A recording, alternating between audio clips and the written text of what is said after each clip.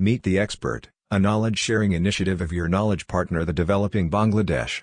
We discuss on trade, investment, commerce, education, skills, economic development, global peace and prosperity, etc. issues. If you are interested to these issues, please subscribe to the channel. Developing Bangladesh, your knowledge partner, please subscribe now. In front of them. They cannot read like us before. They cannot keep listening to the teacher or to the educator for more than 5 minutes, And actually, this generation, more than 2 minutes, they will be distracted from you. And if you repeat the sentence twice, they will be not interested in what you say. So what I'm actually talking about it now, which is really an application. This application will help to change the behavior in the same way as we have been attacked by PUBG and the other, other application that's really all our generation is playing. And of course, you have really a son that can be playing in that game, okay, and very, very attracted to it, and he cannot be distracted. You can leave like 4 or 5 hours playing, but he can listen to his teacher or you as a dad for 5 minutes. So this is something that really we have to make a balance in that. My idea in that application, and actually I called it MDA in Arabic, to make the Arabic, culture attack in the whole way. MDA, from the meaning of MDA, it is to extend, all right? That's in English. If I just made it correctly or wrong, correct me if I'm wrong.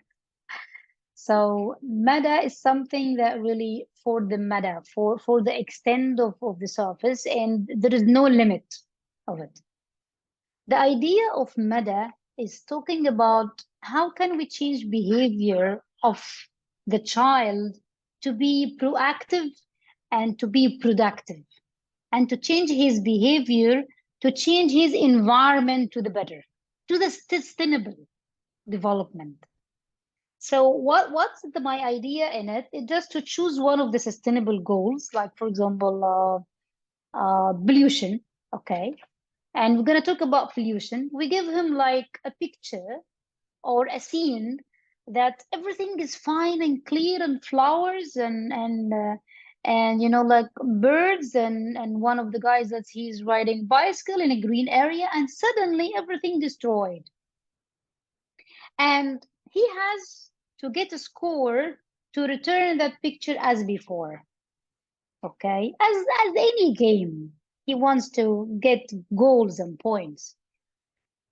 With his journey, he will know why pollution happened. So this rain, why it happened, the rain. So he will get to know knowledge, okay, in an indirect way, till he returned the reason for that.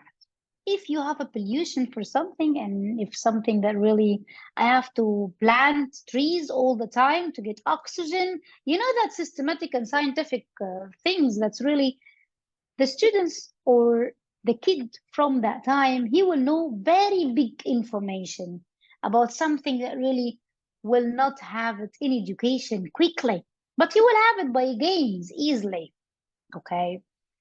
And then he will get to the next level, that he will do something on the ground. Any application now internationally, they will got it by, like they talking to the same one, even he's another country, by locations, by people already, they call names to each other. So why don't we do something in our country, and the kids will know each other from the community, and they can have a group and they do something nice. So they will plant a tree and upload it to the application to get score. So in that time, you will have the tree. You will have something was really very productive to your country. And in the same time, your kid will have different attitudes and different behavior. Exactly like the way of getting, in the American system, for example, in the early years, they will all the time talk to them. Practicing is all the time is good for kids. without telling them this is present and this is past and this is the future, and you have to put is with he and you don't have to put is with the other verb. They don't say that. They just practicing. And then in grade 4, they told them, but they have already know, like unwillingly. This is actually what we want to do for our kids because this is the training, this is the skill. You cannot tell them do that and don't do that. They will not listen to you. But if you change their behavior by games, you will gain it. But this is actually what my idea for one of the solutions to change our mindset for our generation. Yes. Thank you. Thank you very much. Thank you very much, ma'am, for your wonderful keynote presentation. Dear audience, Thank you. today our topic is sustainable education for sustainable development. So our today's resource person, Dr. Jihan Zahran, she has emphasized upon how we can make education system sustainable. She started with the definition, what is sustainable learning? Because if we cannot make learning enjoyable, if we cannot present our content, present our ideas, our theories to the kids as they are used to learn it, they will not learn. Because we cannot Exactly. make them bound. Yes, you have to do it now, do it. So this is not happening. Thus, afterwards, she gave a very thorough discussion, thorough description of professional learning ecosystem. In the ecosystem, we saw role of different stakeholders. For example, role of an educator, role of government, role of private sector. So education, it is not in hand of any particular actor of the ecosystem, but if from all dimensions, all phase, all avenues, we play our role collectively, then our education system will be improved, will be sustainable. I would like to remember just one thing in this occasion. For example, today everybody is discussing with one buzzword, that is industry academia linkage. Especially in the developing countries or least developed countries like Bangladesh, India, or South Asian other countries, we are producing huge number of graduates per year, but these graduates are not getting job. Why they are not getting job? They are not getting job because they don't have the skills required to get a job in an industry. Because industry is running on industrial technology 4.0, fourth industrial revolution technology. But in the academia, we are still lag behind in terms of technology knowledge providing in many cases. So they are not getting job. Similarly, the private sector industrialists, they are willing to expand their businesses, their factories, their companies, but they are not able to do this because they are not getting educated skill manpower or the manpower what is required. So as a result, they are importing manpower from neighboring countries or other countries. So this is a common phenomena in most of the LDC countries. But why so? Industrialists said no, academia is not ready to cater industrial needs. Academicians said no, we are practicing knowledge. We are providing knowledge, whatever required. But why the gap is there? So according to my understanding, one gap is today our resource person said about the professional learning ecosystem. Here there are several stakeholders. Government is a stakeholder, but government alone cannot do everything for making education sustainable. Educators, they are stakeholders, but they alone cannot make it sustainable. Private sector, they are stakeholders. They have a big role, a important role, significant role to play. But in most of the cases, private sector in the developing countries, especially in the least developed country, they are not playing their job as it should be. How?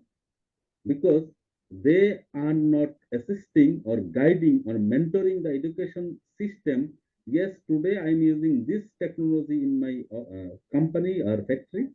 Tomorrow I will use that technology. So please change this curriculum and adopt new technology in your curriculum so that I will get a skilled manpower after graduation. So they are not describing it to the industry, academia. Similarly, academia has limitation of networking, limitation of financial budgeting, limitation of financial allocation. So in such case, if I would like to establish a modern fourth technology, electrical electronics lab, that it is not possible for the institution to build a state-of-art laboratory within a year. But if industry owners they contribute financially, then obviously they contribute not only by knowledge but also by finance. Then this required laboratory could be established within 3 months or 6 months. So here, industrialist or private sector has a role not to prescribe anything, but also assisting, but also contributing knowledge-wise, network-wise, and financial. So in the professional learning ecosystem, if any stakeholder of the above mentioned group do not play their role significantly or meaningfully, then the learning will not be sustainable. Later on, today, Dr. Jihan Zahran also mentioned that focus on practice. It is another important thing because knowing the theoretical thing or having knowledge, bookish knowledge, it is not enough to make you skilled. You know the theory, do it, practice it in laboratory. Maybe first time you will not be able to maintain the quality, or you will have some faults, or there will be an error in the result. Try it second time, third time, then practice makes a man perfect. So our education system should focus on practicing the thing, whatever they are learning in theory. Finally, she has also pointed out, rely on evidence. Don't believe whatever you just listen from anyone. Do it based on evidence, based on reference, based on quotation, based on citation, so that you are confident enough, yes, you are doing the right thing, evidentiary things. He has pointed out another very important point, that is co-creation. Nobody is self-sufficient. Nobody is enough to contribute everything for the entire education gamut. But if we come forward for co-creation.